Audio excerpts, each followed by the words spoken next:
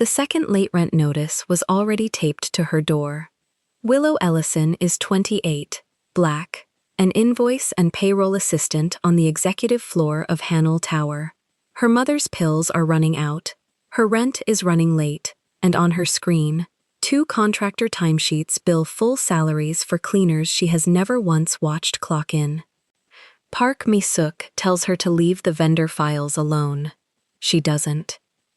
Down the hall, a janitor knocks over a coffee cart. 2 vases shatter across the marble. The section chiefs swarm him, call him useless, threaten to dock his pay. Willow steps between him and the executives and says the deduction is illegal. She doesn't know the man in the gray coverall and navy cap. She doesn't know about the koi tattoo hidden under his collar. She doesn't know his name is Kang Min-jae. Oh Sung-ho orders her fired within the hour. But what she flagged in those 2 invoices was only the first thread of something much larger. Before starting the story, comment down below where you are watching from and what time it is there. If stories of karma, love, and hidden truths move you, leave a like, be sure to subscribe to the channel, and click join to become a member and help our channel. Willow Ellison counted the pills before she counted anything else. 6 left in the amber bottle. Her mother needed 2 a day, and the pharmacy would not refill without the copay, and the copay was $31 she had folded into the rent. She screwed the cap back on. She set the bottle on the windowsill, where the morning light would remind her, and she left for work before the light arrived. The notice was taped to her door. Second one. Red band across the top. She peeled it off without reading past the number, because she already knew the number, and she pushed it into her bag beside the first one. 2 folded papers now. She rode the elevator down 40 minutes early. The hallway of her building smelled of other people's breakfasts.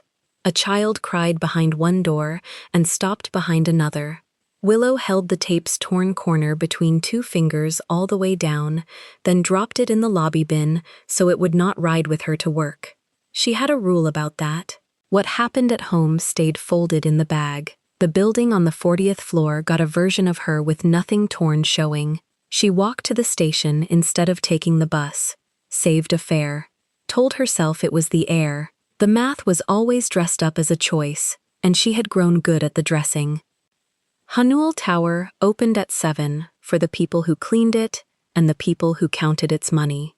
Willow was neither, exactly. She reconciled vendor invoices on the executive floor, 41 stories up, where the carpet swallowed sound and the air smelled of nothing at all. She badged through 3 doors to reach her desk. The badge worked on the 3rd try. It always did. Her monitor woke to the same screen she had left the night before. Contractor timesheets, cleaning services, catering, facilities, security, numbers that had to match other numbers. And when they did not match, she was the one who found out why. She liked that part. In a building where no one looked at her twice, the numbers looked back. She pulled the first batch, sipped water from a bottle she refilled at the fountain instead of buying, started matching. By 8, the floor filled. Section chiefs in gray, assistants in heels that clicked past her without slowing. She did not look up. She had learned that the ones who mattered here never introduced themselves, and the ones who introduced themselves never mattered. So she let all of them pass and kept her eyes on the columns. Cheon-ha Facilities. That was the vendor. She had cleared their invoices a dozen times. Standard hours, standard rates, the same 6-page roster every month. She scrolled to the timesheet attachments and started ticking names against the badge logs. The first flag was small. A cleaner named on the roster, billed for a full overnight shift, with no badge entry for that night. Not a late entry, not an early exit, nothing. The name clocked in nowhere in the building's system. Willow leaned back. Badge systems failed sometimes. A glove over the reader, a dead battery, a shift lead who swiped everyone through on one card. She had seen it. She flagged the line yellow and kept going, the way she always kept going. Because one gap was a mistake, and she was not paid to find mistakes. The second flag was not small. Same vendor, different name. This one billed at a supervisor rate, higher, cleaner, a full salary loaded across the month. She searched the badge logs. Nothing. She searched the HR directory for the employee record. Nothing. She searched the payroll deposit file, the one she was not technically supposed to open but had access to anyway, and she found the account. Money went in. Every 2 weeks, on time, into an account that belonged to a person who had never once walked through the doors of the building that paid them. Willow stopped ticking. She put both timesheets side by side on the screen. 2 names, 2 salaries. 2 people she had never seen clock in, because they had never clocked in, because there was no one to clock. She had walked past the cleaning crews at dawn for 2 years. She knew their faces. She did not know these. She pulled the badge logs for the whole vendor and started counting the real ones against the billed ones. The numbers did not want to match. She made them line up anyway, name by name, and the 2 extra names floated on top of the pile with nothing under them. She knew the real crew. That was the thing no one on this floor understood about her. 2 years of arriving before the sun meant she had watched the cleaners come in from the cold, stamping their feet, unwrapping scarves. She knew Sun-hee, the small one with the brown bag she never set down, who had once pressed a hand warmer into Willow's palm on a January morning without a word. She knew the man who hummed. She knew the 2 sisters who split one shift. She could have drawn the whole roster from memory, and the 2 names on her screen were not in that memory, and memory did not badge in, but it did not lie either. She ran the names one more way, through the old archive, and found something that made her sit forward. The names had complaint tickets attached, not complaints by them, complaints about hours, filed years back by real workers, then closed with a single line, resolved, no action. The ghost names sat near those closed tickets like weeds near a filled grave. She did not understand the connection. She only saw that there was one. Her hand went to the mouse. She could print it. She could flag it up the chain, the proper way, with a note and a reference number, and her name on the bottom. She hovered over the print command. Then she looked at the vendor total. She looked at what those 2 ghost salaries came to across a year, and then across the years the vendor had held the contract, and the figure was large enough that she took her hand off the mouse and folded it into her lap. She did not print it. Not yet. She copied the 2 timesheets into a private folder, the one where she kept her own scanned documents, her lease, her mother's insurance forms. She named the folder Nothing. Then she cleared her screen and drank her water and let her heartbeat settle back into the quiet of the floor. That was when Park Mi-suk stopped at her desk. Willow smelled her before she saw her. Nothing sweet, nothing warm, a cold, clean scent that arrived a second early. The director of human resources set a slim black tablet on the corner of the desk and looked at the monitor, which was blank, and then at Willow, who was not. "You've been in the Cheon-ha files," Park said. Not a question. Willow had learned to hear the difference. "Monthly reconciliation," Willow said. "It's on my sheet. The reconciliation is a total. You match the total." Park's finger tapped the tablet once. "You don't open the deposit records." A line didn't clear. I traced it. "There's nothing to trace." Park's voice stayed level, the red of her lipstick the only thing on her that moved. "The vendor files are managed above your grade. If a number looks wrong to you, it isn't wrong. It's above your grade." Willow held her eyes. It cost her something to do it. 2 salaries are going to people who don't badge in. For a moment, nothing happened on Park's face, and the nothing was worse than a reaction would have been. Then she picked up the tablet. "Leave the vendor files alone." She said it the way another person might say, "Good morning." "Do the total. Sign the total. That's the job." She was already turning. "There are people who've worked here 20 years, Miss Ellison, and they've never once needed to know what's in a folder they weren't handed." She walked off toward the executive lounge. Her heels made no sound on the carpet. That was the thing about the 40th floor. Nothing made a sound it didn't choose to make. Willow sat very still. Her water bottle sweated a ring onto the desk. She wiped it with her sleeve, because leaving a mark on that floor felt like leaving evidence, and she did not want to leave any. The floor breathed around her. Somewhere a printer warmed up. An assistant laughed at something behind glass. A bright sound cut off by a closing door. The partners were arriving for the afternoon, town cars sliding into the loading bay 40 stories below, men whose names appeared on the invoices Willow signed, and never on the timesheets she checked. She had never once been in a room with any of them. She had processed the cost of their coffee, the cost of their flowers, the cost of the drivers who waited in the cold, and none of them had processed her. She wondered, for the first time in 2 years, whether that invisibility had been an accident or a design. A person no one looked at could see a great deal. Maybe that was why Park had come so fast, not because Willow mattered, but because a set of eyes had landed exactly where eyes were never supposed to land, and someone upstairs had felt the temperature of the room change without knowing why. She should have felt afraid. She checked herself for it the way you check a pocket for keys, and what she found instead was the number. 2 salaries, years of them, a director who knew the folder by name and told her to close it before she had said what was inside. Park had not asked which lines. She had not asked what looked wrong. She had come already knowing. Willow opened the reconciliation, entered the total, and signed the total, exactly as instructed. Then she opened the private folder that was named Nothing, and she added a third file, the timestamp of the conversation, typed out plainly what was said and who said it. She did not know yet why she was keeping it. She kept it anyway. At noon she did not go to the cafeteria. She sat at her desk and ate the sandwich she had made from the bread that had to last the week, and she called the care home on her personal phone. Low, one hand cupped over her mouth. The nurse said her mother had a bad morning, confused about the year, and then clear again by 10, asking for Willow by name, and by the old nickname only her mother used.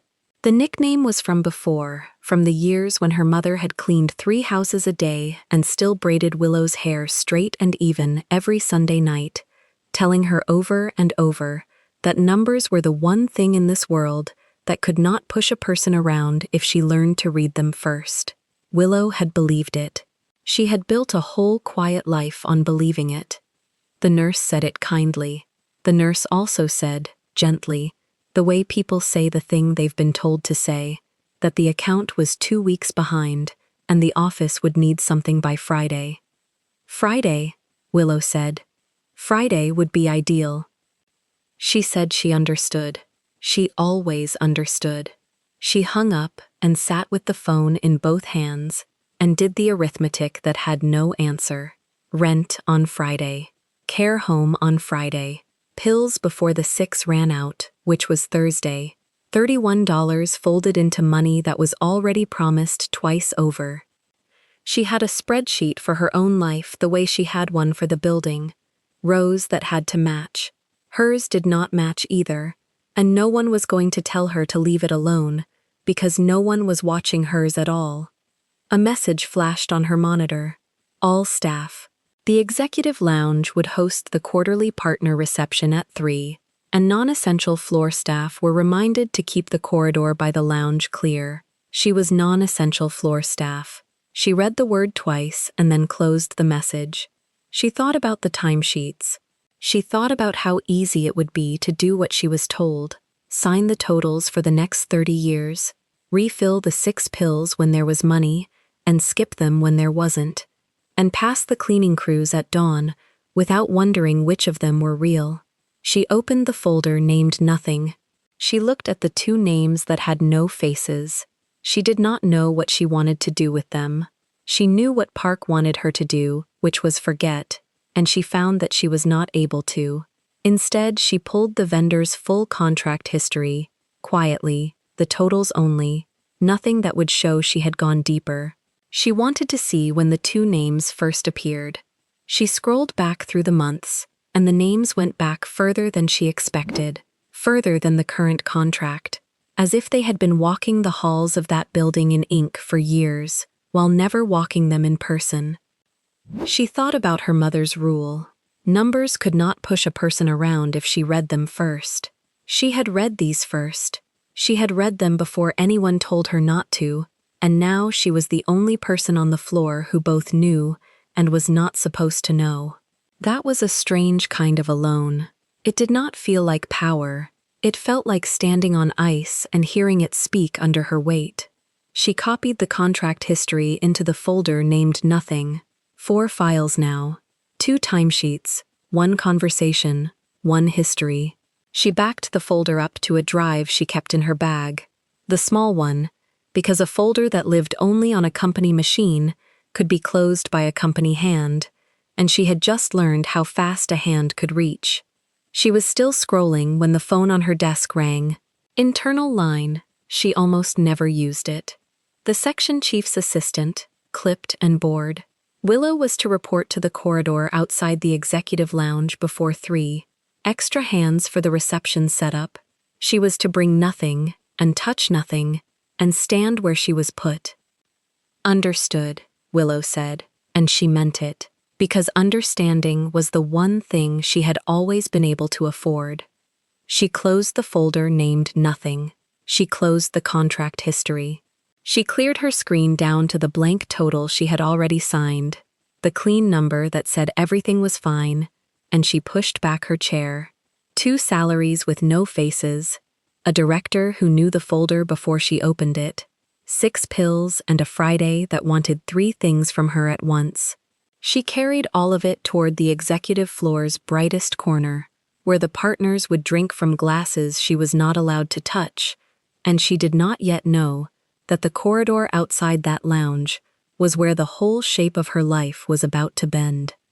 She smoothed her outfit, tucked the 2 folded notices deeper into her bag so they would not fall out, and walked toward the lounge with her chin level and her badge clipped where it showed. The corridor was already filling. Trays moved past on the shoulders of people dressed like her, invisible like her. A supervisor pointed her to a spot against the wall, near a coffee cart and a pair of tall decorative vases on slim pedestals, and told her to stand there and hand things when things were asked for, and otherwise be furniture. She took the place she was put. She folded her hands. 2 salaries with no faces sat in a folder in her bag, backed up on a drive against her hip, and a director had told her the word for what she should do with them, which was nothing. She waited to be told what to do next. The cart came around the corner before the man pushing it did. Willow heard the wheels first, one of them ticking, a flat spot that clicked against the marble every half turn. Then the janitor rounded the pedestal at the mouth of the lounge, both hands on the cart's chrome bar, a navy cap pulled low, cheap glasses catching the corridor light, gray coverall, worn jacket over the collar, black gloves. He moved the way tired men move at the end of a long floor, slow, heavy in the shoulders. He did not see the raised lip where the new carpet met the old marble. The front wheel caught it. The cart lurched. A steel urn of coffee tipped, then the whole top rack slid, and the man grabbed for it too late. The urn hit the floor and burst. Coffee sheeted across the marble in a brown wave, and the cart, off balance now, swung wide and clipped the nearest pedestal. The vase on it rocked once. Then it went over. It fell the whole height of the pedestal and met the floor and did not survive the meeting. The sound was enormous in the closed corridor, a hard crack, then a long spray of porcelain skidding in every direction. The second pedestal took the shoulder of the cart on the rebound. The second vase followed the first. 2 explosions, close together, then that terrible small silence that comes after something breaks in a place where nothing is supposed to. The janitor stood in the middle of it, coffee soaking into the hem of his coverall, porcelain around his boots like broken teeth. Willow had flattened against the wall on instinct. She was still there, hands at her sides, when the lounge doors opened. They came out fast. 2 section chiefs first, then a third, drawn by the noise the way filings pull to a magnet.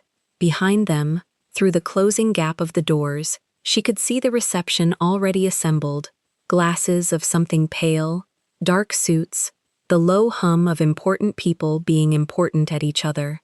The chiefs pulled the doors shut behind them, sealing that world off from this one. The first chief looked at the floor, then at the man. "What did you do?" he said. It was not a question. His voice was the voice of someone who had already decided. The janitor bent and began gathering the largest shards into his gloved palm. "I'll clean it," he said. "Quiet, even. You'll clean it." The chief stepped closer, shoes at the edge of the coffee. "Do you know what those were?" The man kept picking up pieces. "Look at me when I speak to you." He straightened. Slowly, Willow watched his face and found nothing there she could name.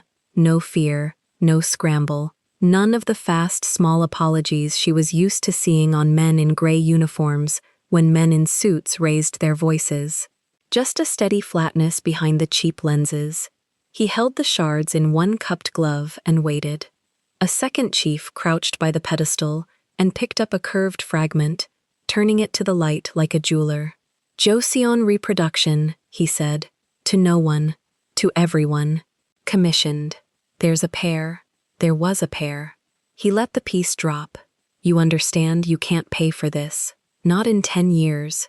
Then don't make him pay for it," Willow said. She had not planned to speak. The words were out before she felt herself choose them, and the moment they landed, she felt the corridor tilt toward her. 3 chiefs turning their heads at the same slow angle, the way a room turns when someone knocks on a door that is supposed to stay closed. The first chief looked at her badge, then at her face, placing her. "You're the invoice girl, 41. Willow Ellison. This isn't your floor's business, Miss Ellison." He tripped on the seam. She pointed, one finger, at the raised lip where carpet met marble. "Right there. Maintenance flagged that transition 3 weeks ago. It's in the log." She did not know if it was in any log. She knew the seam had caught her own heel twice that month, and she knew how a sentence sounds when it is said like a fact. The chief did not look at the seam. "The vases are gone. Someone answers for that." "Not from his wages." "Excuse me? You said you'd dock him." She had heard it. One of them, in the first 10 seconds, low. "The way you say a thing you assume no one will contest. You can't. Not for accidental breakage on a shift task. It's an unlawful deduction. It doesn't matter what he broke." The second chief stood up from his crouch. He was smiling now, and the smile was worse than the shouting. "The invoice girl knows labor law. I know that one. Do you know it costs $11,000? I know you can bill the vendor's insurance, and you cannot bill his paycheck." She heard her own mother's voice under her own. Numbers don't push a person if she learns to read them first. And she kept her chin level. "One of those is legal. The other one you'll spend a year defending." Behind the chiefs, a fourth figure had come out of the lounge. A woman. Charcoal gray skirt suit, black bob, a slim tablet held flat against her chest like a book. Park Mi-suk stopped 3 steps back from the coffee, took in the floor, the man, the girl against the wall, and said nothing at all. Her thumb moved once on the edge of the tablet. Willow saw her and felt the floor drop a little further. She kept talking anyway. The janitor still had not moved from where he stood. He watched the exchange the way a man watches weather, as if it concerned him and did not, both at once. When the first chief jabbed a finger toward the elevators and said, "Get him out of here, he doesn't work this building after today," the man's eyes went to Willow. Just for a second, something behind the glasses considering her. "He hasn't done anything you can fire him for," she said. "He destroyed. He dropped a cart." Her voice did not rise. That was the thing she had learned in 2 years of being spoken over. The ones who win an argument in a hallway are rarely the ones who get loud. On a seam your own building flagged. If you put a wage deduction on his stub, I'll help him file it, and it'll cost you more than the pair of vases, and you'll lose. That's all I'm saying. Bill it where it belongs." The first chief's face had gone a deep brick color. He took a step toward her. Not enough to be anything, enough to make the point that he could, and she felt her back find the wall again and made herself not lean into it. That was when the janitor moved. He set the shards down, onto the cart's flat lower shelf, carefully, one gloved hand cupping them so none fell. Then he pulled off the gloves, finger by finger, and folded them once, and put them in his coverall pocket. He did it slowly, and the slowness made the three chiefs go quiet, because there was nothing servile in it. It was the unhurried motion of a man who has all the time he wants. "She's right," he said. "Nobody asked you." About the deduction. He looked at the first chief now, full on, and the flat thing behind his eyes had sharpened into something the chief seemed to feel before he understood it. "She's right about the deduction. You can pack your locker. Maybe." The man's mouth moved a fraction, not a smile. The suggestion of where a smile would go if he ever spent one. "We'll see." Willow did not understand the exchange. She understood only that the temperature of it had changed, that the chief who had been advancing on her a moment ago had stopped advancing and was looking at the janitor now with the first thread of uncertainty pulling through his anger, as if a shape he thought he knew had shifted under bad light. Park Mi-suk took one step forward. "Chief Yun." Her voice was cool and precise, and it cut the corridor cleaner than any shout. "The partners are through those doors. Whatever this is, it is not going to be it out here. The floor's ruined. Facilities will handle the floor." She did not look at facilities. She looked at Willow, held it. "Miss Ellison, you're a long way from 41. I was called down to help with setup." "By whom?" "A section chief's assistant, to stand in the corridor and wait." Willow met the look and did not blink out of it, though every part of her wanted to. She knew this woman. She knew this woman had stood at her desk that same morning and told her to leave the vendor files alone, and had known which files without being told which lines. She knew that Park Mi-suk was standing here now doing the same arithmetic she always did. Where does this person's silence cost me least? "Then wait," Park said. "Somewhere else." The janitor spoke again before Willow could move. "She stays." The two words dropped into the corridor and lay there. Park Mi-suk turned her head toward him. Slowly, the way you turn toward a sound you were sure you'd misheard. And for the first time her expression moved. Just a flicker, a hairline crack across a pored surface. "I'm sorry," she said. "She stays." He was gathering nothing now. He stood in the coffee and the broken porcelain in his cheap disguise and said it like a man giving an instruction in his own house. "The rest can go back inside. Tell the partners the noise was a cart." It was a cart.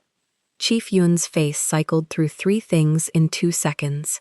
"Who do you think you—" "Yun," Park's voice again, and this time there was something under the cool that had not been there before. Not authority, the opposite of authority. Caution. "Inside now, both of you." She was already herding the second and third chiefs toward the doors, one flat hand at the air behind their shoulders, and they went, glancing back, and the doors opened onto the pale glasses and the dark suits and swallowed them and closed. That left 4 of them in the corridor, Willow against the wall, the janitor in the wreck, Park Mi-suk with her tablet, and a young man in a headset who had appeared from somewhere near the elevators and now stood very straight, saying nothing, waiting to be told what he had just seen. Park did not go inside with the chiefs. She stayed. Her eyes went from the janitor to Willow and back, and Willow watched her recalculate, watched the woman try to fit the man in the coverall into a category and fail, and try to fit Willow's defense of him into a plan, and fail at that too. Something was wrong with the picture in front of her, and Park Mi-suk was a person who did not move until the picture resolved. The janitor looked at Willow, really looked, for the length of a breath. "Why?" he said. "Why what? Why did you step in?" He tipped his head a half-degree toward the sealed doors. "You could have kept your back to that wall. Nobody would have known you were here. You'd have gone up to 41 and finished your day." He said it without heat, almost gently, the way you'd ask a stranger why they'd handed you their umbrella. It cost you nothing to stay quiet. It might cost you a great deal not to. Willow felt the 2 folded rent notices in her bag, the pen drive against her hip, the 6 pills, the Friday, the Thursday. It might cost her a great deal. He had no idea how much, and she was not going to tell him, a man she'd met 90 seconds ago, over a lake of spilled coffee. "Because they were going to take money out of your check for tripping on a seam," she said. "And you looked like a man who couldn't afford to lose it." Something crossed his face then. She could not read it. It was not gratitude, and it was not amusement, though it lived in the same neighborhood as both, and it was gone before she could hold it. "You don't know what I can afford," he said. "No," she lifted her chin. "But I know what's legal, and that wasn't." Park Mi-suk's thumb had gone still on the tablet. The man crouched, finally, at last, and set his bare hand flat against the marble, testing the edge of the broken pedestal, the ruined seam, the whole small disaster he had authored. When he stood back up, his eyes had changed again, gone somewhere behind the cheap lenses, doing math of his own that Willow could not see the columns of. "Han," he said, not loudly. From the far end of the corridor, near a service door Willow hadn't noticed, a small figure stepped into view. Gray uniform, blue rubber gloves tucked into an apron, a worn brown crossbody bag pulled tight against her side. Han Sun-hee stood there as though she had been standing there the whole time, watching, and only now been given leave to be seen. "Get the floor," the janitor said. "Not the vases. Leave the vases where they are for now." Sun-hee's tired, warm eyes went once to Willow, a flicker, a recognition, gone, and then she came forward with a cloth and knelt at the edge of the spreading coffee and began, without a word, to work. Park Mi-suk watched the janitor give an order to a cleaner and watched the cleaner obey him before she, the director of human resources, had said a thing. Willow saw the exact moment the picture began to resolve for her, saw the color leave the woman's face by a shade, saw the tablet come down from her chest and hang at her side, forgotten. "Who are you?"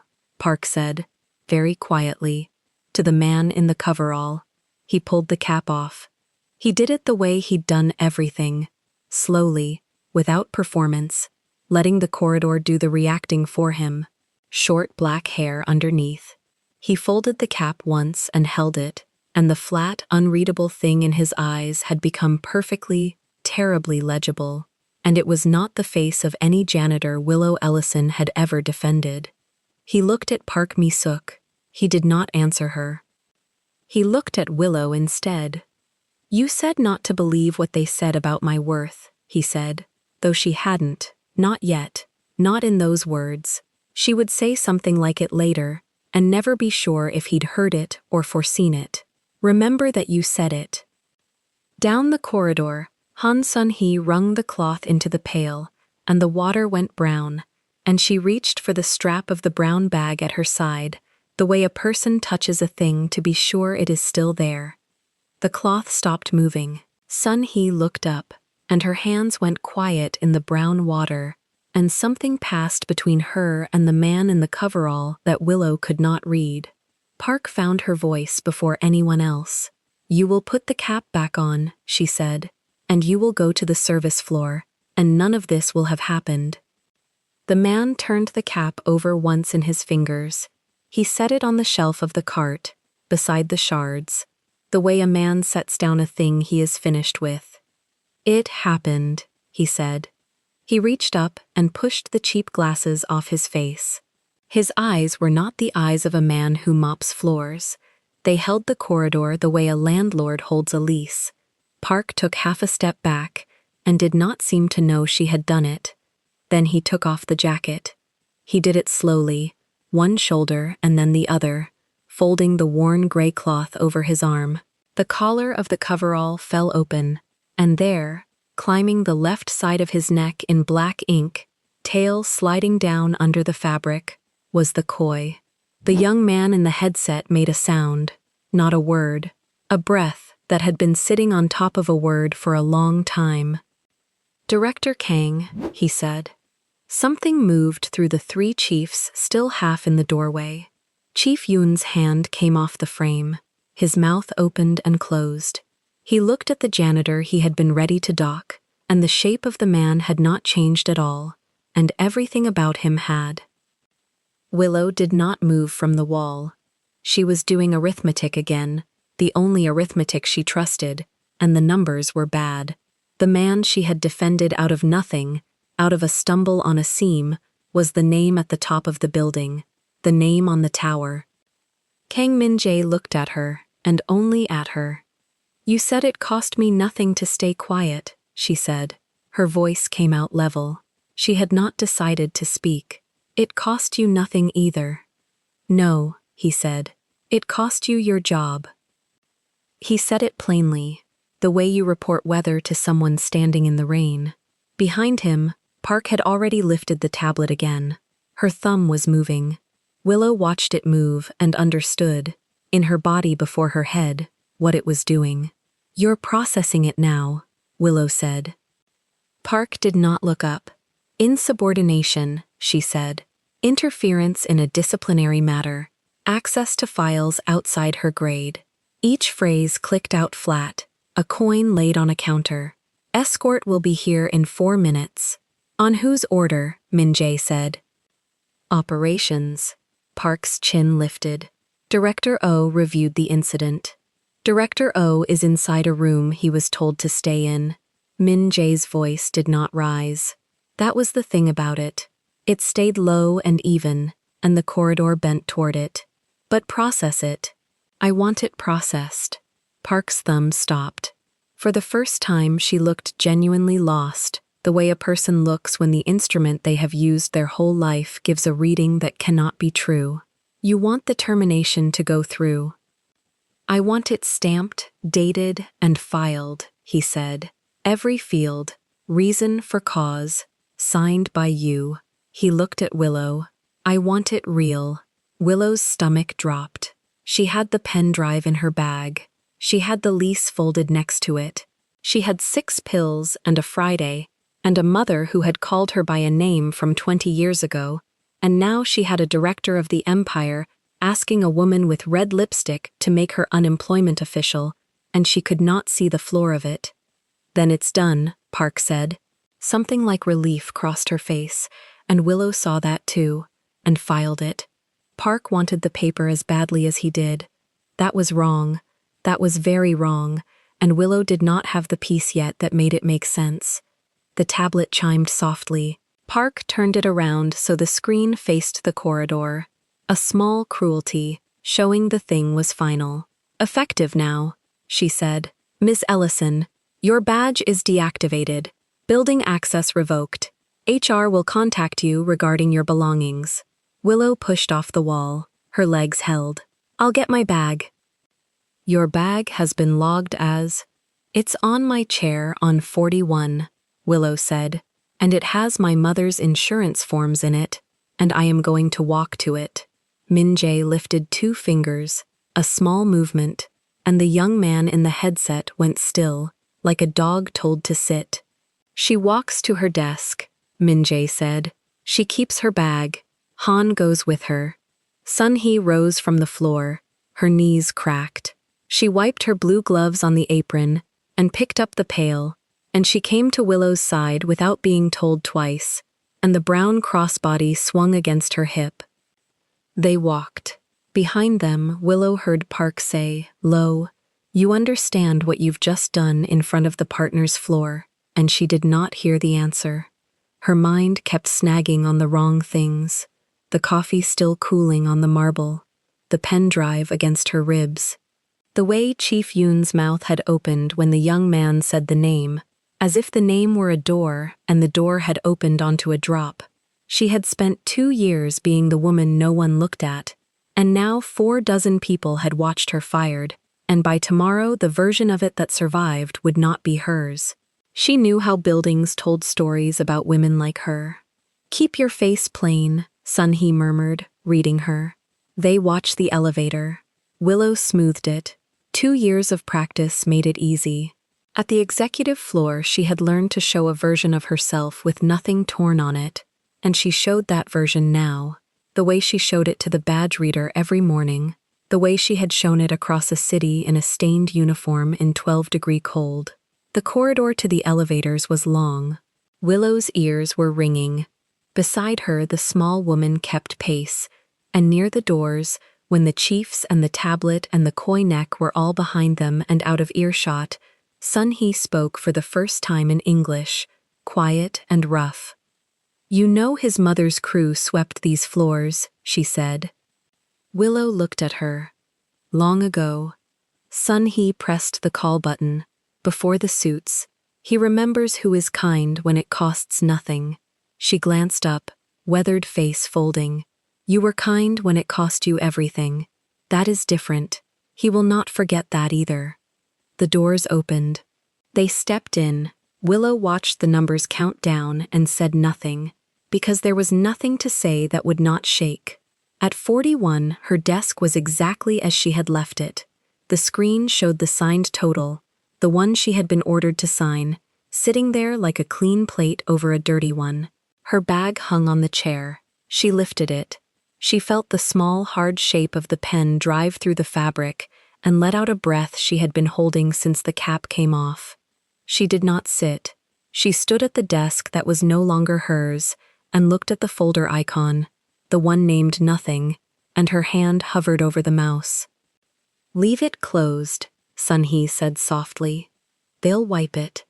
Let them wipe an empty room." The old woman's eyes went to the bag on Willow's shoulder, then away. "You are smarter than they think. Do not show it in the light." Willow's hand came back. She locked the screen. She turned. The elevator ride down was the longest 30 floors of her life, and it ended not in the lobby but on the 9th, where the doors opened onto a floor she had never had a reason to enter. Glass, gray stone, a long window holding the whole gray city. Min-jae was already there, standing at the glass, and he had changed. The coverall was gone. He wore a charcoal black suit, cut close, white shirt open at the collar, no tie, a flat silver watch. The koi rode above the open collar now, with nothing hiding it, and it looked, on this man in this room, less like a mark and more like a sentence someone had written and could not take back. He did not turn when the doors opened. "You could have kept quiet," he said to the window. "Chief Yun would have docked a man's pay. You'd still have a badge. Rent on Friday." He turned then. "I read your file on the way down. 2 late notices. A care home, 2 weeks past due. $31 you keep inside your rent, because you can't carry both." His face gave nothing. "You defended a stranger's paycheck with your own on the table. Why?" Willow set her jaw. "Because it was wrong. People know a thing is wrong every day and stay against the wall. Then those people can sleep at night. I can't." She heard her own voice climb and pulled it back down. "You already knew all that, or you wouldn't have read the file. So ask the question you actually brought me here to ask." Something shifted at the corner of his mouth. Not a smile. The place a smile would go. "You flagged 2 names in the Cheonha files," he said. The floor tilted. She kept her feet. "Park told me to leave the vendor files alone." "I know what Park told you. I'm asking what you found." "I found nothing," Willow said. "I signed the total." He studied her. The window behind him held the city, and the city held the rain that was starting, and Willow made herself meet his eyes, and not the koi, and not the door. "Good," he said at last. "That's the right answer to give a room. Give me a different one." She weighed it. She had a pen drive and no job and a mother and a Friday, and she had a man who had just kept her firing on the record on purpose, and she did not understand that yet, and understanding it was worth more than the total on her old screen. He waited. He was good at waiting. It was the same stillness he had worn pushing the cart, and she saw now that the disguise had not been the cap and the gloves. The disguise had been the patience. A man learns to wait like that by being the one who watches, and she knew something about being the one who watches. "If I tell you what I found," she said, "and it turns out you're in it, I've just handed my only card to the man holding the knife." "Yes," he said, "you have. That's not an argument." "No." He tipped his head a fraction. "It's the truth. Most people in this building would have lied to you there. I'm telling you the shape of the risk and letting you take it or not." Something almost dry crossed his face. "You'll find I do that. It costs me people. I keep the ones it doesn't scare off." "2 names drawing full pay," she said. "One at supervisor rate, no badge history, no HR file, live deposit accounts every 2 weeks. People who have never walked through the door I was fired at." She did not blink, and old complaint tickets pinned to both. Real workers, real hours, closed with no action. That's what I found before I was told to stop finding it. The room was very quiet. Somewhere below them, the tower ran on. "How many people have you told?" he said. "None. Your supervisor, a friend, your mother." "None," Willow said. "My mother forgets what year it is. I don't hand her things to carry." He came away from the window.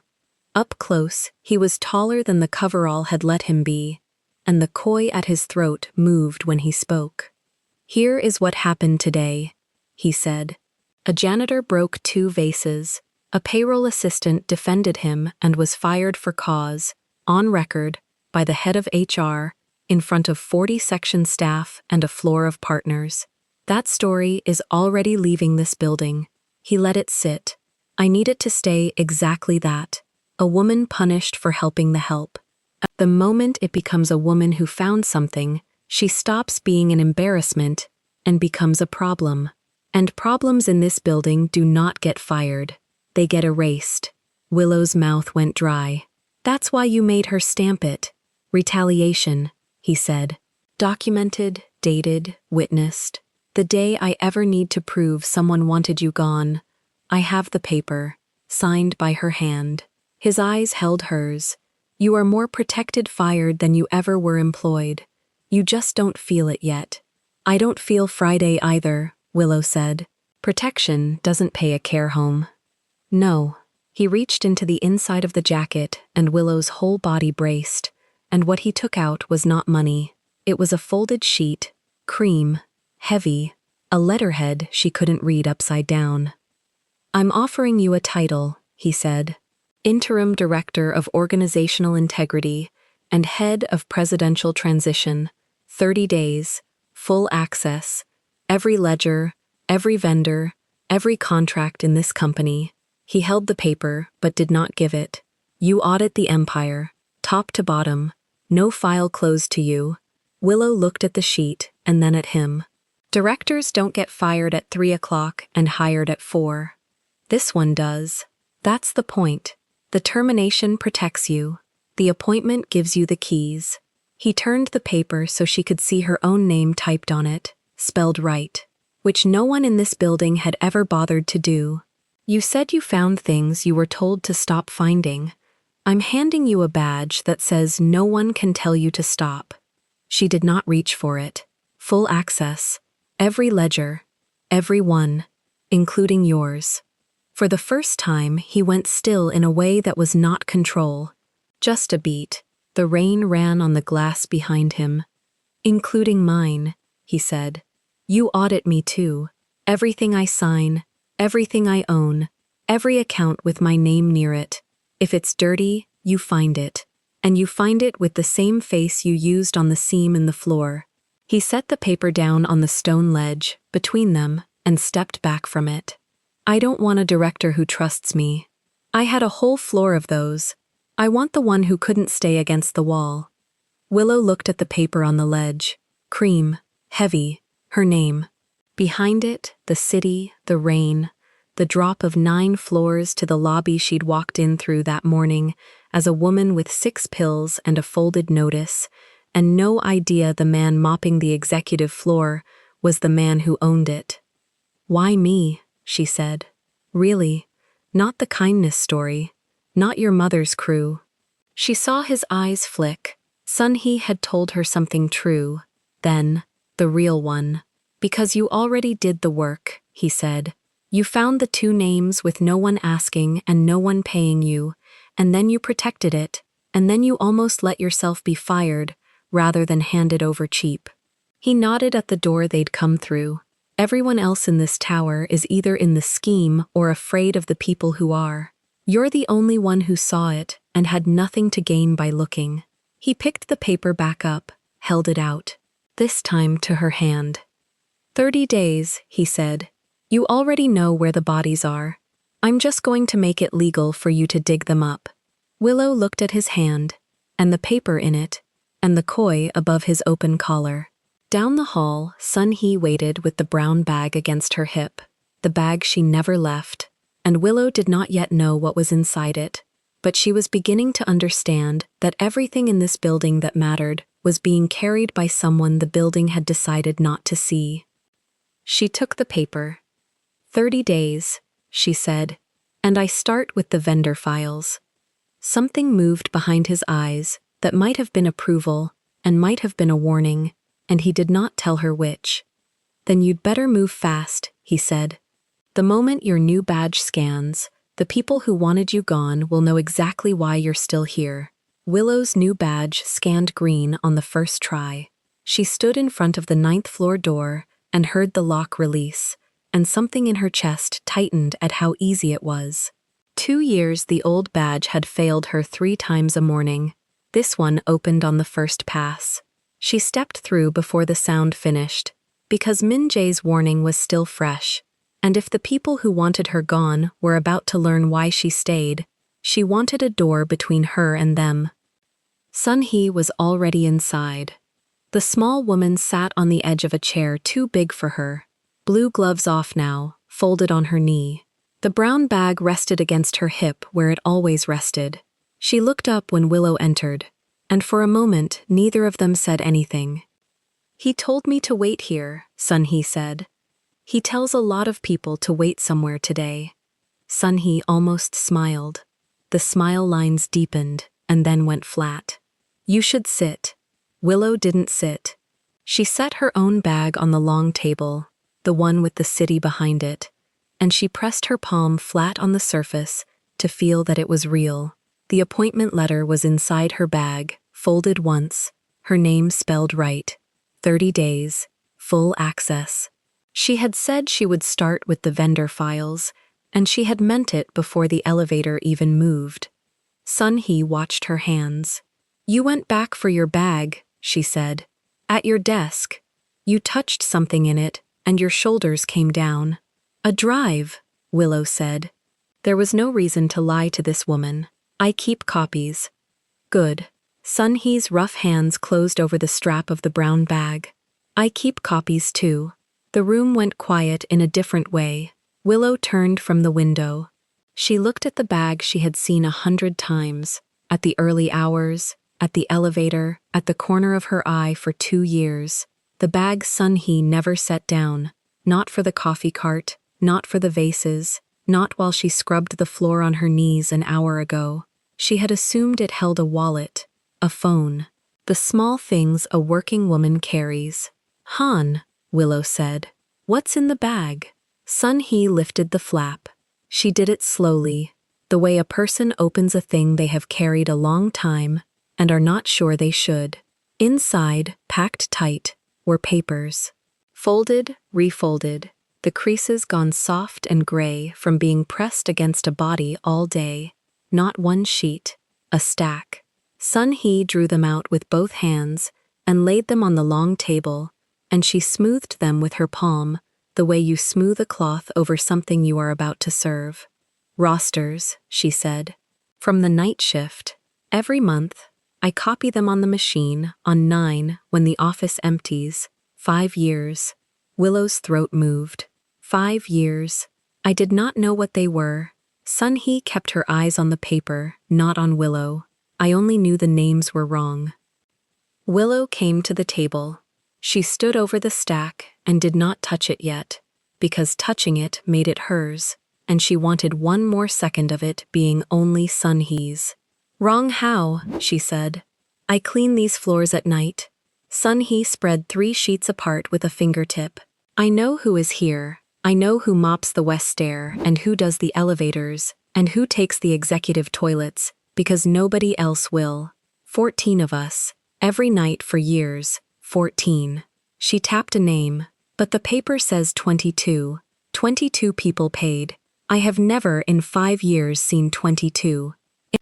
Willow felt the floor tilt very slightly, the way it does before you understand a thing all the way. She reached into her own bag. She drew out the folder, the private one, the one Sun-hee had told her to keep closed, to keep out of the light. But this was not the light. This was a locked room on the 9th floor, with the only other person in the building who had seen the same thing from the other end. She took out the 2 printed timesheets she had flagged that morning, the 2 she had put side by side on her monitor before Park Mi-suk stopped at her desk and told her to leave the vendor files alone. She laid them beside Sun-hee's rosters. For a moment, the papers just sat there. The crisp company printouts next to the soft gray copies, pressed from a body. 2 different worlds of paper. And then Willow started matching. "This one," she said. Her finger found the supervisor rate name on her timesheet, the one billed a full salary, the one with no badge and no HR file and a deposit account that filled every 2 weeks. She moved to Sun-hee's roster and ran down the column. The name was there, on the night shift, listed as present. Every month, for years. "He's on your sheet." "He is not a person," Sun-hee said quietly. "I would know him. There is no him. He gets paid like a person." Willow moved to the second flagged name, found it on the roster, found it again the month before, and the month before that. Her hand was steady, but her breath was not. "So does she." "Neither of them," Sun-hee said. "In 5 years. Neither." Willow straightened.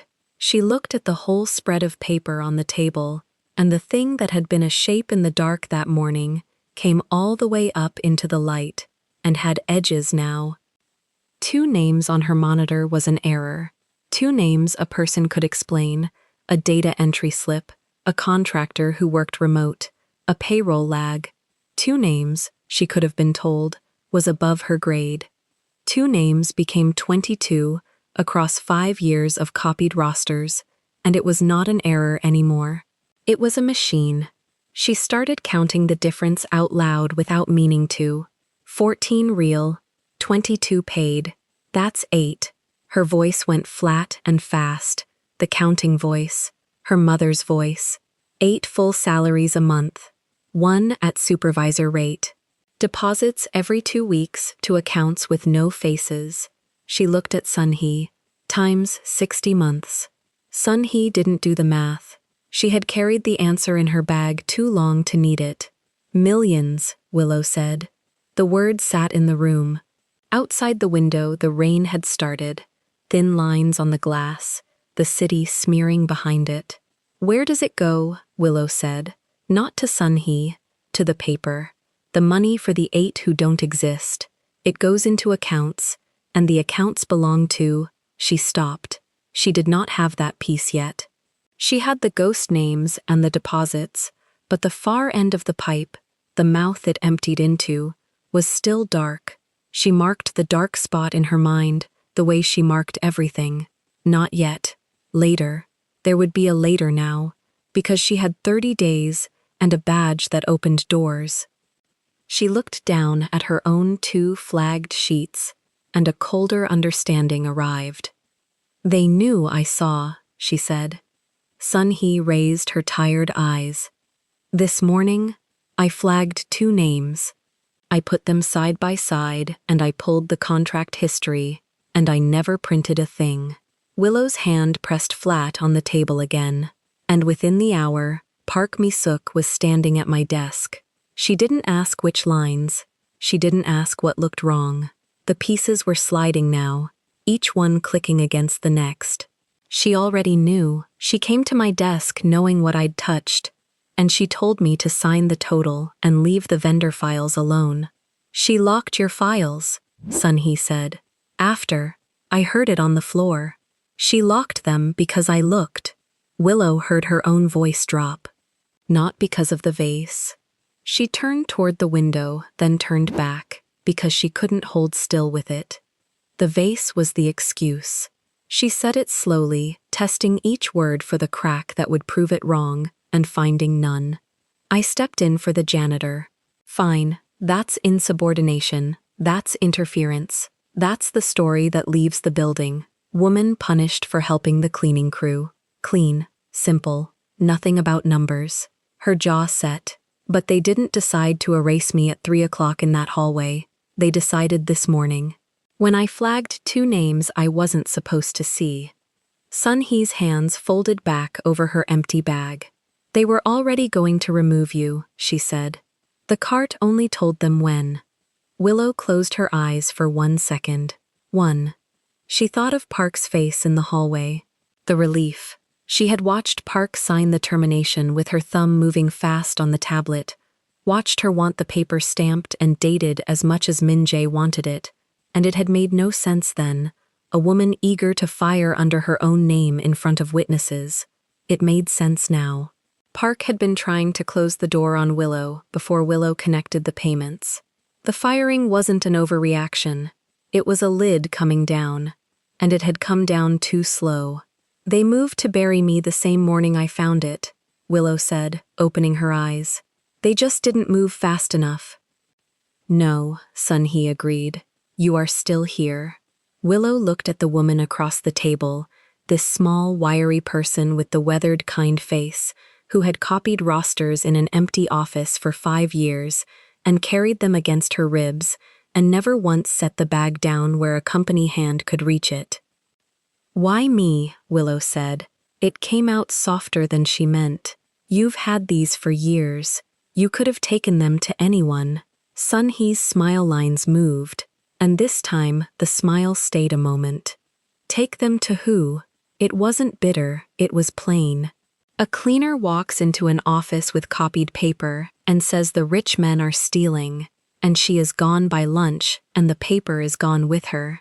She flattened a curled corner of a roster with her thumb. I was not waiting for someone brave.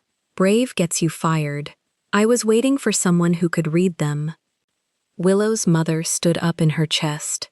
Numbers don't push a person if she learns to read them first. She did not say it. She had said it enough today, but it moved through her all the same, and she understood that her mother had been describing this exact moment without knowing it, the moment the reading became a weapon instead of a wound. I watched you 2 years, Sun-hee went on. You came early. You knew our names. When the machine ate my badge, you held the door. She shrugged, a small motion. This morning you put the 2 sheets together on your screen. I saw it from the hall. I thought, she found the corner of it. Now she needs the rest. Her hand rested on the stack, so I kept it close. In case the day came you would need it and could hold it. You brought it up here in that bag, Willow said. Past everyone, past the chiefs, past Park. They do not see me, Sun-hee said. None of them see me. That is how I copied 5 years. She looked up, and there was something fierce under the tired. You they saw. That is why they tried to erase you. Me they will never think to check. Willow let out a breath that shook on the way out. The 2 of them, she thought. The one they watched and the one they never watched. The one who could read the paper and the one who could carry it out of the light. Between them they had the whole shape of it now, both ends of the same rotten pipe, and neither of them alone would have been believed for a minute. She gathered the rosters carefully. She squared the soft gray copies against the crisp printouts until the edges lined up, 1 clean stack, 5 years and 1 morning pressed together. I need to photograph these, she said. Every page, tonight, before anyone knows they left your bag. Her mind was moving into the work, into the counting and the ordering, the place where fear became task. 2 copies of the images, one on my drive, one somewhere off the building. Then the paper goes back in your bag and you carry it home like always, and nothing about your day looks different to anyone watching. Sun-hee nodded slowly. You already think like they think. I have to. Willow's voice was quiet. They planned to bury me before breakfast. I'm not giving them a second try. She reached for her bag to find her phone, and stopped. Because there was still the dark spot, the far end of the pipe, 8 ghost salaries a month for 5 years, poured into accounts with no faces, and she had the names now, and the rosters, and the deposits, but she did not have the hand at the bottom holding the cup. She had assumed it emptied into the contractor, into Cheonha facilities, into some shell that billed and vanished. But shells are owned by someone. Shells have a name on a document in a drawer somewhere, and the name would not be a ghost. Min-jae had told her to audit everyone, including him. For one cold second, she let herself look at the worst version. 8 salaries, millions, a machine running 5 years inside his tower, under his roof, on his floors. He had brought her here and handed her a badge and told her to look at his own files, and a man who was clean did not usually need to say that out loud. She did not have that peace either. She marked it too. Not yet. Later. She would follow the pipe to the mouth, and she would look at whatever name was there, whether she wanted it to be there or not, because that was the only version of this where the reading meant anything. She took out her phone. Han, she said, when you copied these, did you ever see who signs off on the vendor payments? The final approval. Not Park. Above Park. Sun-hee went still. It was a small stillness, but Willow had spent the day learning to read stillness. You saw something, Willow said. Sun-hee's rough fingers found the bottom of the stack. She slid out a single sheet from underneath, one she had kept apart, and she did not lay this one flat. She held it. Not a name, she said. A room. She turned the paper so Willow could see the corner of it. A floor plan, a photocopy of a photocopy, a small office marked on a high floor. The night I copied the first roster, 5 years ago, I saw the light on in a room that is supposed to be empty. A man was there with the vendor files open, late, alone.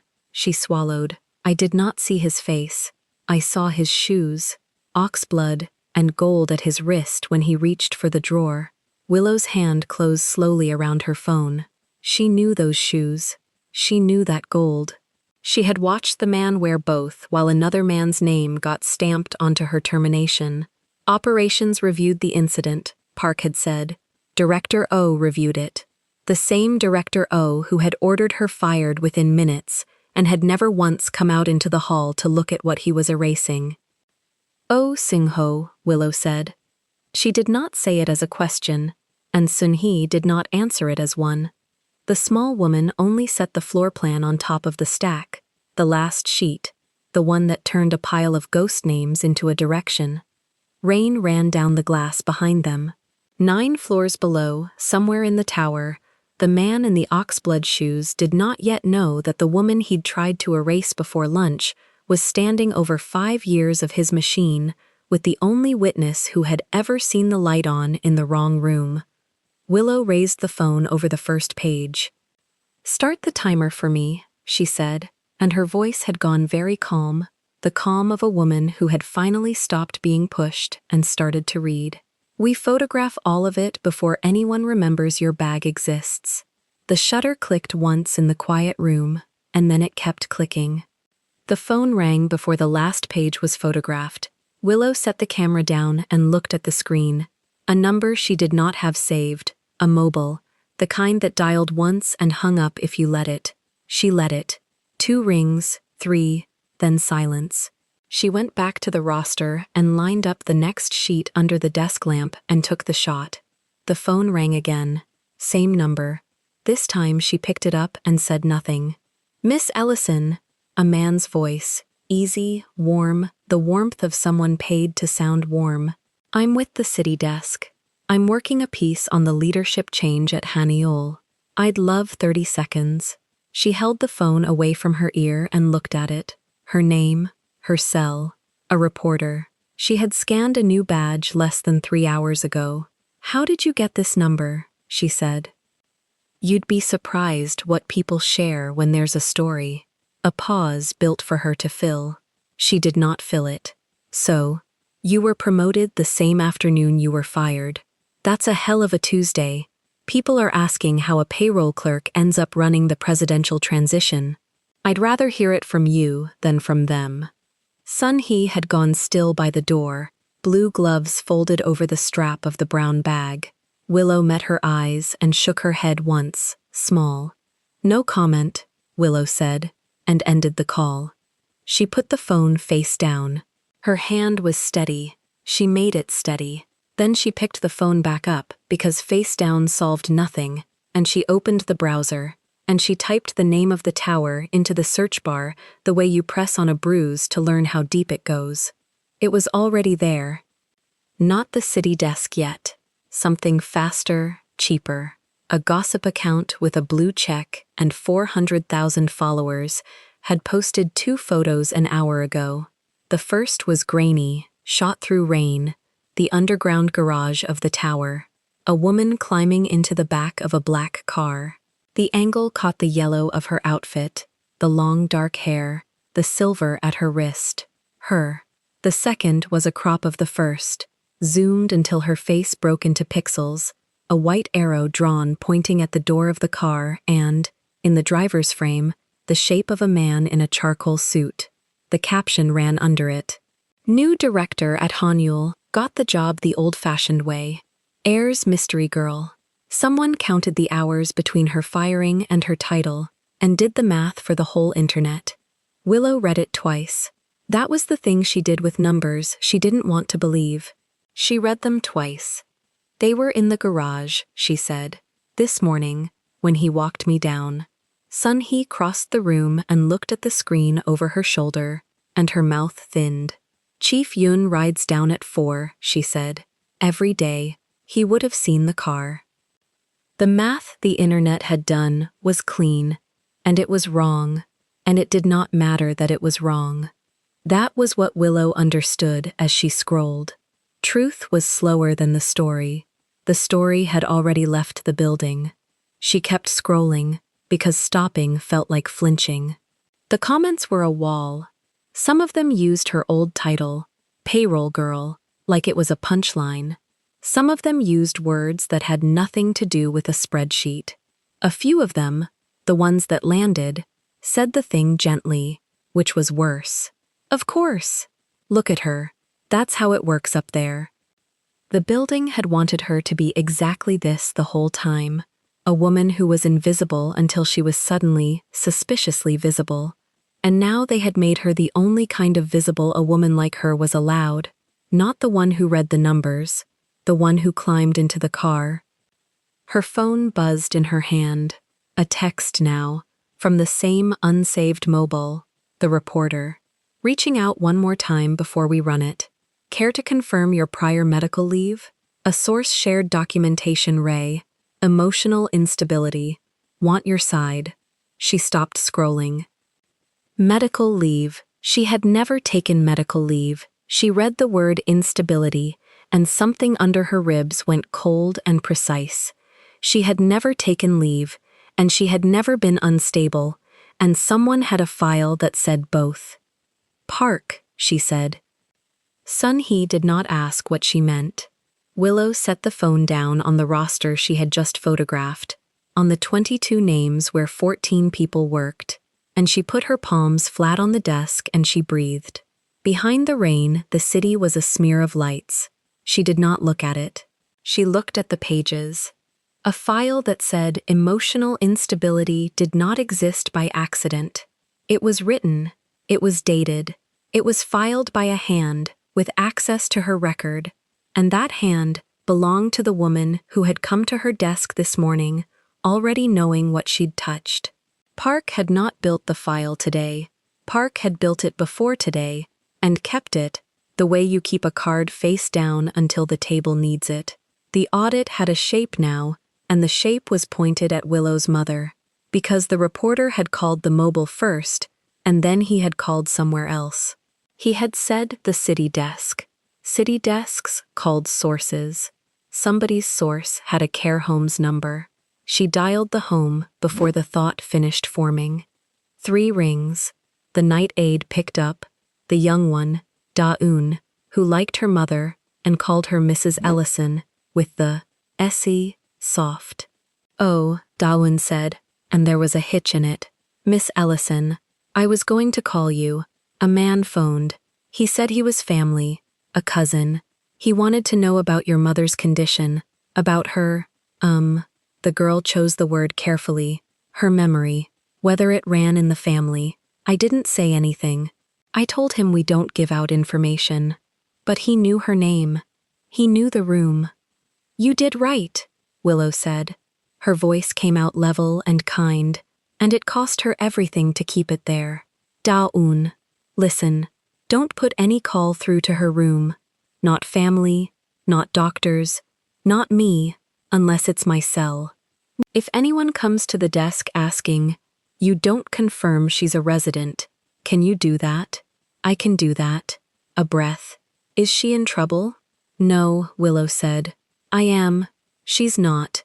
Keep her out of it." She hung up and sat with the phone in both hands.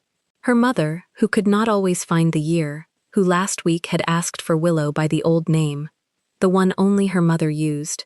They had found the softest place in the whole world, and they had dialed it at 9 at night to ask a girl half Willow's age whether losing your mind ran in the blood. That was the part that got past the wall she'd built.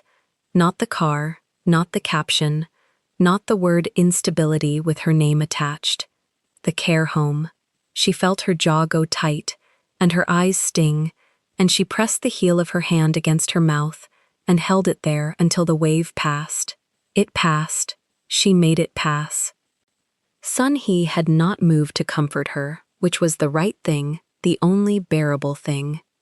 Instead, the older woman pulled the chair from the far side of the room and set it down beside Willow, not facing her, just beside, the way you sit with someone at a bus stop. She sat. She folded her rough hands in her lap. She let the younger woman have the silence. "They will call it a vendetta now," Sun Hee said, at last, quiet. "The audit. They will say the fired girl came back angry, that the numbers are her revenge, not the truth." "I know. The file makes it easy.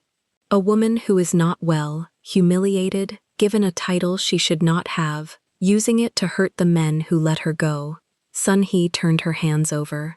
"It writes itself. It is a better story than mine." Willow looked at her. "Yours is true." "True is slow," Sun Hee said, and it was almost gentle. "You saw how fast the other one moved." The phone lit again on the desk. Not the reporter this time. An internal number, the tower's own prefix. Willow let it ring to voicemail and then played it on speaker, because hiding from it would not make it smaller. A woman's voice, Park. Cool, unhurried, reading from a script she had clearly written and revised. "Miss Ellison, given the media interest and questions regarding your fitness and prior record, HR is initiating a review of the interim appointment. Effective immediately, your 9th floor access is suspended. Pending that review, please surrender the badge at reception. Any materials removed from company systems are company property. We'll be in touch." A pause, and then, softer, the knife under the wool. "For your own protection, I'd advise against speaking to the press. It rarely helps women in your position." The message ended.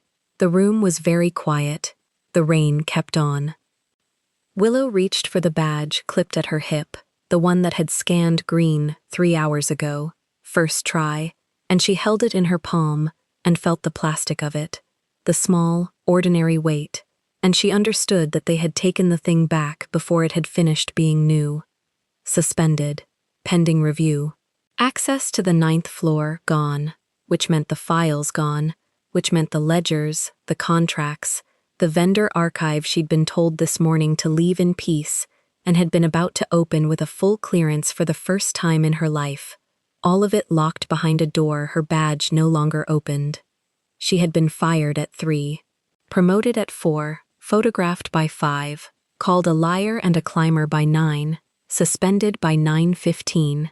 They had run the whole cycle on her in a single evening, and they had run it fast on purpose, because speed was the point, because a woman knocked down 5 times in 6 hours does not get up thinking clearly. She thought clearly. She set the badge on the desk, next to the phone, next to the pages. They think the proof lives on the 9th floor, she said. Sun-hee watched her. It doesn't. Willow spread her hand over the photocopied rosters, 5 years of them, that had come out of a brown bag and not out of any system Park could lock. Then she touched the small hard shape in her own bag, the drive, the pages she'd already shot tonight, the 2 flagged timesheets in the folder named nothing. The company can wipe an empty room.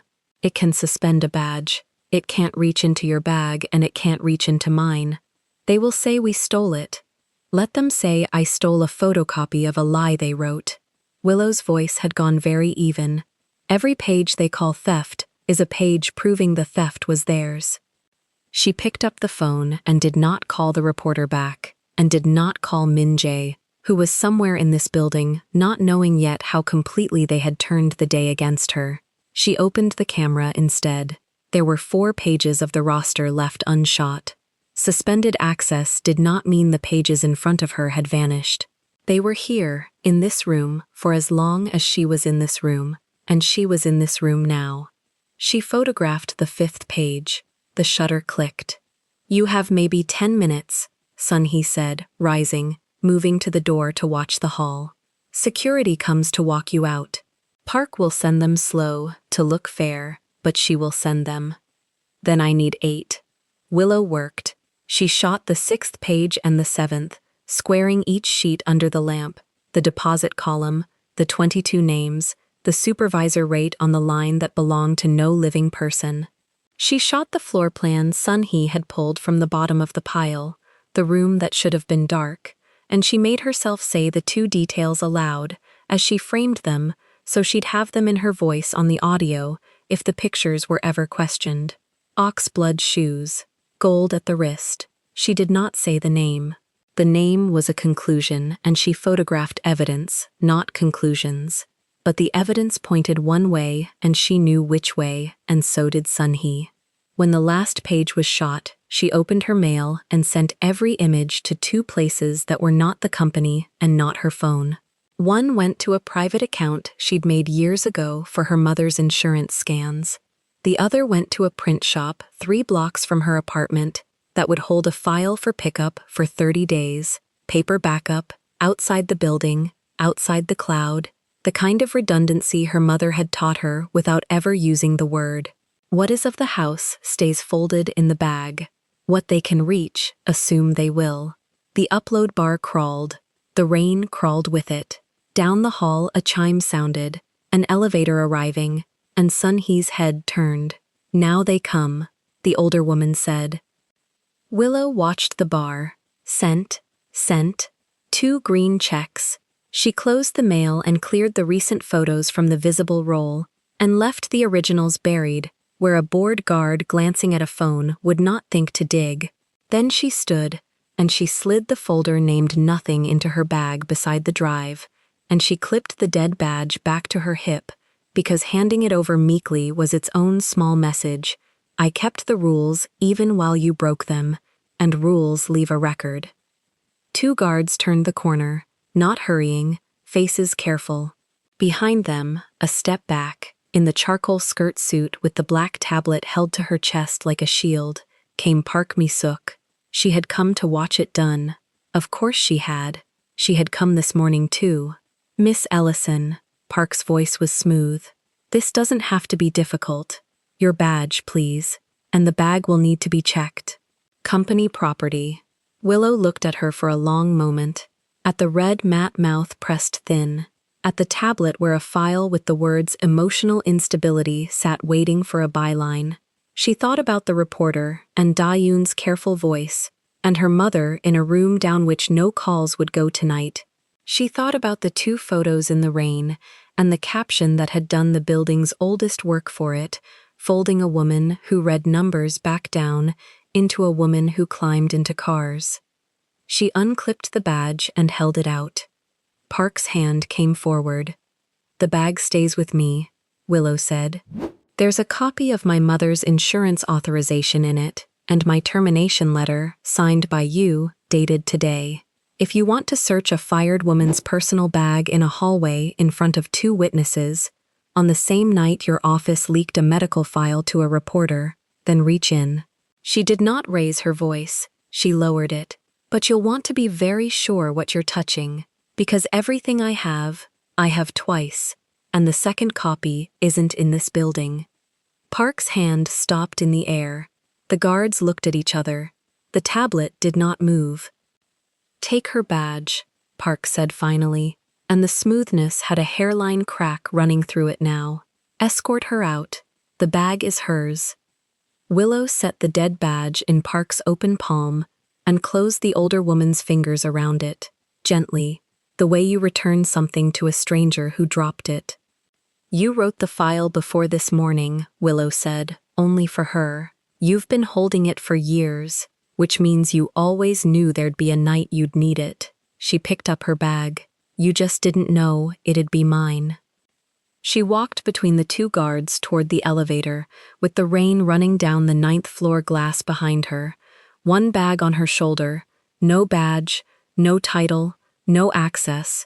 A woman the whole city had a caption for now, and every page that could end them writing cold and quiet against her hip. The elevator did not go down. It rose. Willow felt the pull in her knees and looked at the panel, where the button for the 9th floor was already lit, and neither guard had touched it. One of them cleared his throat and studied the doors. The other kept his eyes on the numbers climbing. "I'm supposed to go to reception," Willow said. "New order," the first guard said. He did not look at her. "Director Kang." She held the bag tighter against her hip and said nothing. The doors opened on stone and glass, on the room she had been thrown out of an hour before, and Kang Min-jae was standing at the long table with his phone face down and his jacket off, the koi bright above his open collar. Sun-hee stood near the window. Park Mi-suk was already there too, tablet at her chest, the softness gone out of her mouth. "They told me the 9th floor was suspended," Willow said. "It was," Min-jae said. "I reopened it 10 minutes ago." He nodded at the guards, and they stepped back into the elevator and let the doors close. "Sit, or stand. You've earned the choice." She stayed standing. Min-jae slid a thin folder across the table. It stopped in front of her, squared to the edge, the way a man squares a thing he has read many times. "Before you decide anything," he said, "read the last 2 pages. The clauses." Willow opened it. Contracts. Exit terms for senior operations staff. The language dense and gray, and she made herself go slow, the way her mother had taught her. 1 line pushing nothing until she learned to read it first. Golden parachute schedules, severance multiples, and a paragraph near the bottom that made her stop and read it twice, the way she read anything that mattered. "Wrongful termination," she said. "Keep going." She kept going. A separation payout that tripled if an executive was removed, in retaliation, in anger, or without documented cause. Tripled, millions, on top of everything already stolen, paid to the man walking out the door as the wronged party. The shape turned over in her hands and showed its underside. "He wanted it," Willow said slowly. "This morning, when Kang told you to fire me." She looked at Park, not at Min-jae. "Oh Sung-ho wanted you to fire me in a temper. Fast, loud, no paperwork that held up. So when the audit came for him, he'd already be gone, the executive punished on a whim, collecting 3 times his parachute as the man they wronged." Park's jaw moved and produced nothing. "That's the trap," Willow said. "Read backwards. He was never afraid of being fired. He was afraid of being fired correctly." Now you understand why I made her stamp it, Min-jae said. For cause. Signed, dated, witnessed. He did not raise his voice. The one thing his whole design could not survive was a clean page. Willow set the folder down. Her hands were steady. Then we don't fire him in anger, she said. We fire him with the invoices. The room held still. The files I was told to leave alone, she said. Cheon-ha, the 2 ghost timesheets, they were never above my grade. They were the grade. She looked at Sun-hee. And you kept the other half for 5 years. Sun-hee opened the brown crossbody bag she never left and set the rosters on the table without a word. Willow spread them. 22 names paid, 14 bodies that clocked in, 5 years of the same 8 ghosts drawing salary every 2 weeks, one of them at a supervisor's rate. Beside them she laid the 2 timesheets from her own folder, and beside those, the floor plans Sun-hee had copied. The room that should have been empty, the light burning late, the man alone with the vendor files, oxblood shoes and gold at the wrist. None of this is enough by itself, Willow said. A roster is a photocopy. A floor plan is a drawing. A witness is a memory. She looked up. So we don't hand them one thing, we hand them the whole animal. Tell me what you need, Min-jae said. Everything you gave me access to, and then had taken away. She counted it off on her fingers, flat, procedural. The duplicated payments, same amounts, same dates, 2 ledgers, the shell contractors behind Cheon-ha, and whoever the ownership chain actually terminates in. The complaint archive. Every ticket the real workers filed about missing hours, closed, resolved, no action. Reopen all of it. 5 years. And the retaliation record you already built without knowing you'd need it.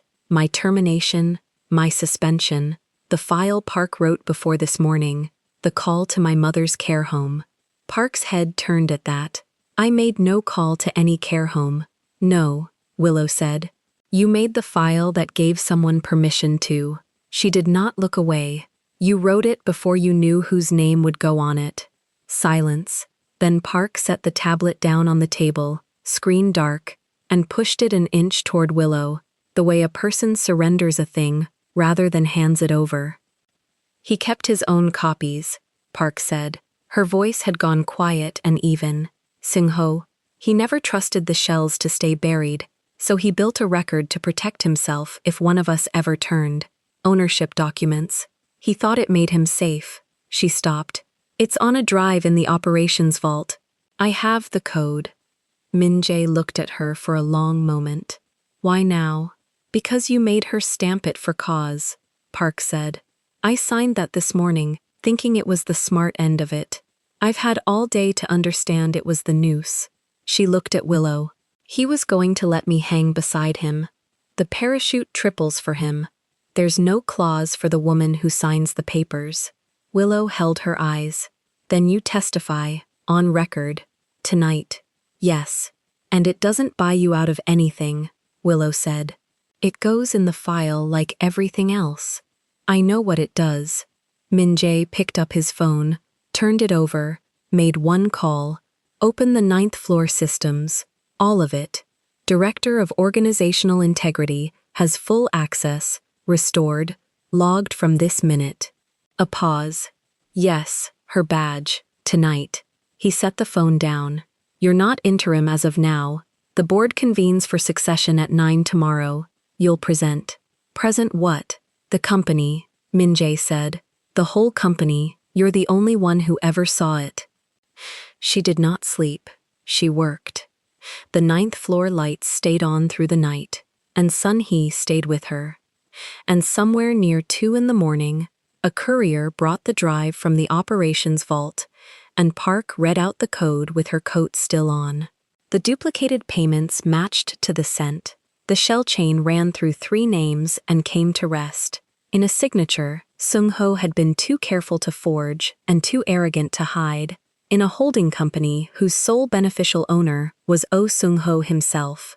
The complaint archive reopened, and the closed tickets stopped being noise and became a list of witnesses, real workers who had filed the truth for 5 years and been told, resolved, no action. At dawn, Willow called the care home. Daun had gone off shift. The day aide answered, and her mother had slept through, no calls, the door held. "Tell her," Willow said, and then didn't know how to finish it, and said only, "Tell her I read them first." She showered in the 9th floor washroom and put the yellow and beige suit back on, because it was the only armor she owned, and she pinned the thin silver watch at her wrist, and at 9 o'clock, the doors of the boardroom opened. The room was full of the men who had never once looked at her. Chief Yoon sat near the middle. The section chiefs lined one wall. Oh Sung-ho sat at the far end in navy pinstripe, gold at his throat and his wrist, the shallow frown fixed, a man who had come to collect. Min-jae stood at the head of the table, and when the room settled, he did not take the seat. He stepped back from it. "The floor is hers," he said. Then he sat down among the others, in an empty chair against the wall, and left the head of the table to Willow. She did not fill the silence. She set the folders down one at a time, and the sound of each one landing was the only sound in the room. "My name is Willow Ellison," she said. "Until yesterday afternoon, I reconciled vendor invoices on the 41st floor.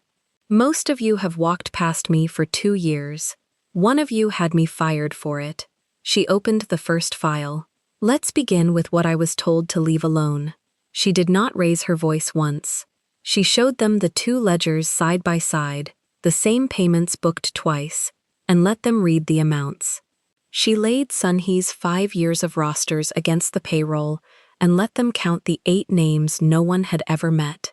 She put the shell chain up and walked it, name to name, to the holding company, and she read the beneficial owner aloud, and she let the name sit in the air without pointing at the man it belonged to, because she did not need to point.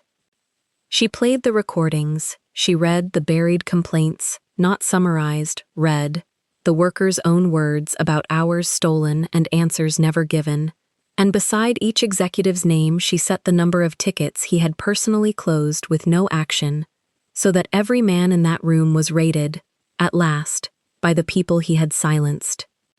"Bonuses," she said, and laid the last sheet down.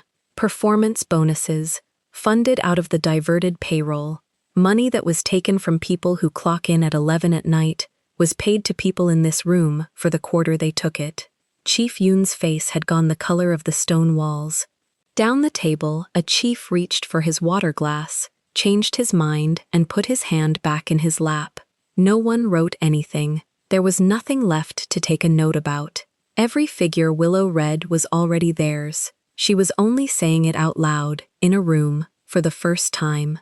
She let the quiet do the work a moment longer. A man who has never been caught learns to survive an accusation. What none of them had ever survived was arithmetic read slowly by someone with nothing to gain. "Here is what happens now," Willow said, and she read it the way she read everything, flat, so that no one could call it a temper. "Titles are stripped, effective this session. Every parachute is frozen for cause, documented, dated, witnessed, so that no one in this room collects a triple payout as a wronged man." She looked at Sung-ho for the first time. "That clause is dead. I read it last night." His frown did not move, but something behind the small, hard eyes did. "The fraudulent bonuses are rerouted, in full, to the workers on these complaints, calculated per name, per year." She turned a page. "The chiefs who silenced them have one option that is not a courtroom, a rebuild program, supervised by the night crew, by the people you paid ghosts to erase, for as long as it takes to earn back a signature. Anyone who prefers can resign this morning and answer to the prosecutor instead. The file goes to him either way." It was Sung-ho who finally spoke, and he spoke to the room, not to her, the way a man speaks over a woman he has decided isn't there. "This is theater," he said. He almost smiled. "A payroll girl in a borrowed chair, put here by a man who's clearly infatuated. When the board looks past the performance, they'll see exactly what she is. Temporary. He turned the almost smile toward Min-jae against the wall. You dressed her up nicely. It changes nothing. Willow let him finish. Then she opened the last folder. The board met at 7 this morning, she said. 2 hours ago. She slid a single cream page down the length of the table, and it came to rest in front of Sung-ho, and he looked at it without touching it. That's their decision. Not interim, not a transition. My permanent appointment as Global Director of Governance, ratified, signed by all 7. The room did not breathe. You want to know why me, Willow said. You've been asking it since the hallway. Not because a man is infatuated. She set both hands flat on the table.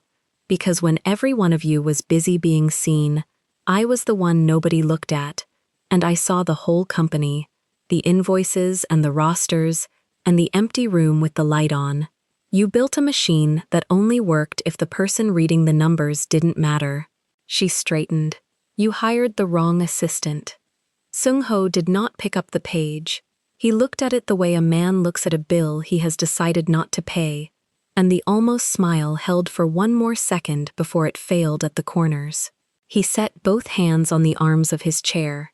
He stood, slowly, gold catching the light, and for a moment the old weight of him filled the room, and half the chiefs shifted toward him, out of 5 years of habit, before they remembered there was nothing left to shift toward.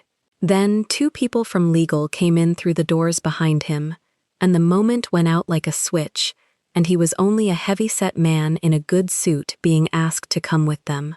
He looked back once, not at Willow, at Min-jae. Min-jae looked back and said nothing at all, and that was the whole of it. When the doors closed, the room stayed quiet, and Willow gathered the folders, and Chief Yun, who had led the pack in the hallway, stood up when she passed him, because he did not know what else a man was supposed to do. Min-jae found her at the 9th floor glass afterward. The rain had stopped in the night. The city was gray and washed and ordinary. You didn't take the head of the table until they gave it to me, she said, watching the street. You could have run it yourself. It wasn't mine to run, he said. My mother cleaned these floors.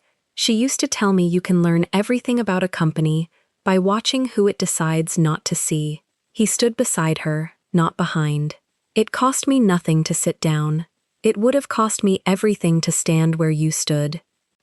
Sun-hee came to the door with the brown bag on her hip, lighter now, and set one last sheet on the table on her way out. You should see this before you rest, she said. It was under the ownership drive. I didn't understand it last night. Willow picked it up. A transfer record. Money out of the ghost payroll, before it ever reached Sung-ho's shell. A slice skimmed further up, routed out of the building entirely, into an account she had never seen named in any of the files. The account belonged to the Baco Circle. She read the memo line twice, the way she read anything that mattered. A standing payment. Years of it. Financing someone inside the circle itself, someone who had been fed by this theft, and who, according to the note clipped beneath, had already sent word that morning that he did not recognize the new leadership of the tower. Min-jae read it over her shoulder and went very still. You said the war was over, Willow said. I said this floor was clean. He took the page from her hand, and the koi moved as his jaw set. This was never about the money in the building. Willow looked back out at the washed gray city, one bag still on her shoulder out of habit, the watch cool at her wrist, and she did not feel like a woman who had won anything. She felt like a woman who had finally been allowed to read the whole page and had just reached the line at the bottom that pointed off the edge of it. Then we start again, she said, from what's real. She picked up the last file. If you want to watch all the stories without any ads and also get access to bonus scenes, extended epilogues, and exclusive spicy chapters, head over to our Patreon. Scan the QR code on the screen. The link is in the description or in the pinned comment. See you there. If this story moved you, stop for a moment and reflect. Have you ever flagged the one thing everyone told you to leave alone and paid for it before anyone thanked you? Have you ever been called invisible by the very people counting on you not to look closely? And when the truth finally surfaced, did you have the courage to lay every page on the table? Tell us your experiences and feelings in the comments. We read them all. And if you believe in stories about dignity, justice, and truth, leave a like, be sure to subscribe to the channel, and click join to become a part of our community and help the channel.